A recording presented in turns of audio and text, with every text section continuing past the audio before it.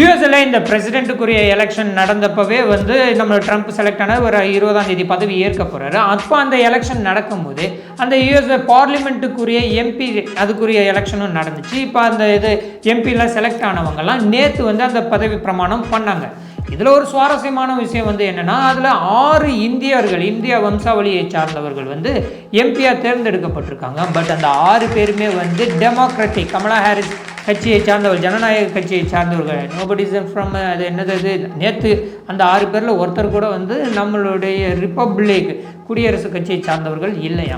But ஏனைய 6 இந்திய வம்சாவளியை சார்ந்த கொஞ்சம் கொஞ்சமாக அப்படியே அந்த யுனைடெட் ஸ்டேட்ஸையும் ஆக்கிரமிச்சிருங்கடா. என்னதான் டொனால்ட் ட்ரம்ப் வருகிற 20ஆம் தேதி பிரசிடென்ட் பதவி ஏற்க போகிறதா இருந்தாலும் அதுக்கு முன்னாடி அவருக்கு எதிராக பல குற்றங்கள் வந்துக்கிட்டே தான் இருக்கு. அது வந்து கர்மான்னு சொல்லுவாங்க. And face the consequences. முன்னாடி பண்ண தவறுகளுக்கு வரக்கூடியதை நீங்கள் இப்போ ஃபேஸ் பண்ணி தான் ஆகணும்னு. அந்தபடி பார்க்கும்போது வந்து 2016 2020 இவர் பிரசிடெண்ட்டாக இருந்தார். அந்த 2016 அந்த பிரசிடென்ஷியல் கேம்பெயின் அந்த எலெக்ஷனுக்காக வச்சுருந்த அந்த தேர்தல் நிதி எலெக்ஷன் ஃபண்டு, அந்த ஃபண்டு மூலமாக ஒரு புரோக்கரை வச்சு இவர் வந்து என்ன பண்ணியிருக்கிறாருனா வந்து 130,000 USD, நம்ம ஊர் மதிப்புப்படி பார்த்தீங்கன்னா அது வந்து 1 crore 10 lakhs rupees, அதை புரோக்கர் மூலமாக ஸ்டோமி டேனியல்ஸ் அப்படிங்கிற ஒரு பார்னோகிராஃபி ஸ்டார்ஸுக்கு வந்து பணத்தை கொடுத்துருக்குறாரு. அந்த பணத்தை வந்து இவங்க என்ன சொல்லுவாங்கன்னா ஹஷ் மணி அப்படின்வாங்க. அதாவது நான் பணம் கொடுக்குறேன், நீ இந்த உண்மையை மட்டும் சொல்ல, வாயை திறக்கக்கூடாது.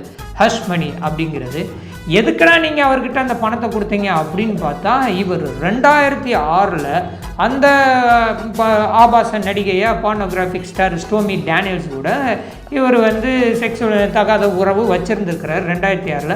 அது ரிலேட்டடாக அந்த ஸ்டோமி டேனியல்ஸும் வந்து வாக்குமூலம் என்ன கொடுத்தாங்கன்னா, முதல்ல எனக்கு அவர் ஒரு கோல்ஃப் விளையாட வந்தார், அந்த இடத்துல நானும் இருந்தேன், என்ன உஷார் பண்ணி கூப்பிட்டு போனேன். ஈவன் என்னை கரெக்ட் பண்ணும்போது கூட அவருடைய மூத்த பையன் எரிக் வந்து பின்னாடியே தான் உட்காந்து, மூத்த பையனில் ஏதோ ஒரு பையன் எரிக்குன்னு வந்து அவன் பின்னாடி தான் உட்காந்துட்டு இருந்தான். அண்ட் ஆல்சோ வந்து இவருக்கு அப்போ தான் 2006 மெலானி ட்ரம்ப் கிட்ட வந்து அந்த கடைசி அந்த ஒரு குட்டி பையன் இருக்கானே, அவன் அப்போ தான் பிறந்திருந்தான். அண்ட் ஆல்சோ நிறைய விஷயங்கள்லாம் என்கிட்ட பகிர்ந்துக்கிட்டாரு. நானும் மனைவியும் வந்து பக்கத்தில் இன்னும் தூங்குறதே இல்லைப்பா அப்படின்லாம் சொல்லி என்னை உஷார் பண்ணி அங்கே கஜமஜா நடந்து போச்சு அப்படின்னு அவங்க வாக்குமூலம்லாம் கொடுத்தாங்க. எல்லாமே ஏற்றுக்கிட்டாங்க. இப்போ அந்த 12 மெம்பர் ஜூரி இருப்பாங்கள்ல, அவங்க இவர் ஒரு குற்றவாளி, ஹீ இஸ் கில்ட்டி அப்படின்னு சொல்லிட்டாங்க. ஸோ அதுக்குரிய தீர்ப்பை வந்து ஜட்ஜு வந்து இப்போ 10ஆம் தேதி, இப்போ 20ஆம் தேதி பதவி ஏற்க போகிறாரோ 10ஆம் தேதி அவருக்கு வந்து இதுக்குரிய தீர்ப்பு கொடுப்பாங்க. பட் அவங்க கன்ஃபார்மாக சொல்லிட்டாங்க நோ ஜெயில் அப்படிங்கிறத சைலண்ட்டாக சிக்னல் மூலமாக சொல்லிட்டாங்க. ஜெயிலெலாம் தர மாட்டாங்க. ட்ரம்ப் எவ்வளோ பெரிய ஆள், அந்த இதெல்லாம் ஒன்றும் பண்ண முடியாது. பார்த்துக்கோங்க, அசால்ட்டாக தலைவன் வந்து பார்த்து எங்கள் தலைக்கு தில்லை பார்த்தல்ல அப்படிங்கிற மாதிரி என்னென்ன சேட்டெல்லாம் பண்ணி வச்சுருக்கான் பாருங்கள். சரி, சமீபத்தில் போன வருஷம் 2023 உலகிலேயே அதிக வயதுள்ள பெண்ணாக இருந்த அந்த மரியா பிரன்யாஸ் அப்படிங்கிறவங்க 117 வயதில் இறந்து போனாங்க. ஸோ அவங்க இறந்து போன பிறகு ஜப்பானை சார்ந்த டொமிகோ இடுகா அப்படிங்கிறவங்க தான் 116 வயதோட கின்னஸ் புக்கில் வந்து அவங்க தான் இப்போதைக்கு வந்து oldest woman living in the world அப்படின்னு இருந்தாங்க.